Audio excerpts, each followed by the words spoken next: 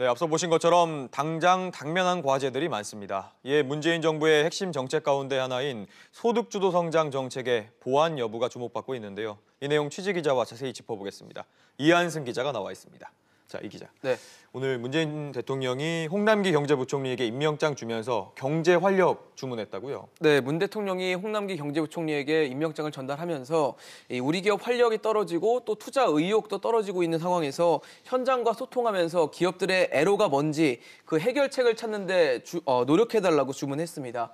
해석에 따라서는 이 소득주도 성장 일변도의 경제정책보다는 기업에 부담이 되는 사안이나 정책에 더 신경을 쓰라는 주문으로 해석할 수 있습니다. 네, 그런데 내년에도 최저임금이 10% 넘게 오르는 건데 네. 벌써부터 걱정의 목소리가 나오고 있잖아요. 그렇죠. 이에 대한 대안은 있을까요? 네, 일단 홍남기 부총리는 우선 최저임금의 인상 구간을 먼저 설정을 하고 그 후에 그 구간 내에서 최저임금을 결정하는 이원화된 방식을 좀 제시했는데요. 네. 하지만 최저임금 인상 대안 중 하나로 꼽히고 있는 이 최저임금 차등 적용의 경우에는 기준도 정하기 쉽지 않고 또 노동계의 반발도 만만치 않은 상황입니다.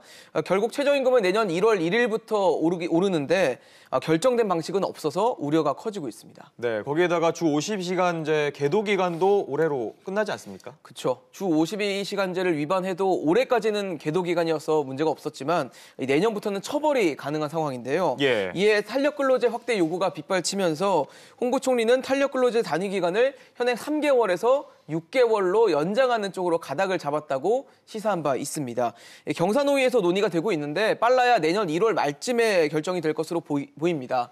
그리고 또 그 이후에 2월 임시국회가 열려야지 처리가 될 수 있는 상황이기 때문에 내년부터 단속이 시작되면 범법자가 양산될 수 있다는 지적도 나오고 있습니다. 네, 이 기자, 앞서 제가 질문드린 것처럼 문 대통령이 직접 홍남기 경제부총리에게 경제활력을 주문을 했잖아요. 그렇죠. 홍 부총리는 어떤 입장인가요? 네, 맞습니다. 일단 규제 개혁을 포함한 혁신 성장의 속도를 내면서 또 경제 체질과 이 구조 개혁을 본격화하는 방안이 거론이 되고 있는데요. 홍 부총리도 경제관계장관 회의를 경제활력대책회의로 바꿔서 그만큼 민생 경제에 전력 투구하겠다는 의지를 내비쳤습니다. 이 오죽하면 회의 이름을 바꿔서까지 좀 노력을 하겠냐는 의사를 내비쳤냐. 그래서 이걸 두고 현 상황에 대한 인식이 좀 심각함을 드러냈다. 이런 해석이 나오고 있습니다. 예. 홍 부총리는 당장 이번 주 중에 이 경제활력대책회의를 열고 대안 마련에 나설 예정입니다. 네, 쉽지만은 않은 상황이지만 올해 내내 이렇게 이어져 온 경제 상황 보면 소득주도 성장을 관련해서 이제 보완이 좀 필요하다 이런 얘기 나오는데 어떻습니까? 맞습니다. 우선 전임 부총리였던 김동연 전 부총리가 오늘 퇴임하면서 가장 아쉽다고 꼬집었던 부분이 일자리와 소득 분배 문제였거든요. 예. 일자리가 줄어들고 소득 양극화가 심화되는 상황에서 이 소득주도 성장 정책이 잘못됐다는 지적이 많았습니다. 이 일자리와 소득 양극화 해결이라는 이 무거운 짐을 짊어지게 된 2기 경제팀의 어떤 무게가 무거운 만큼 이제 소득주도 성장에 대한 궤도 수정의 목소리도 높아진 상황입니다.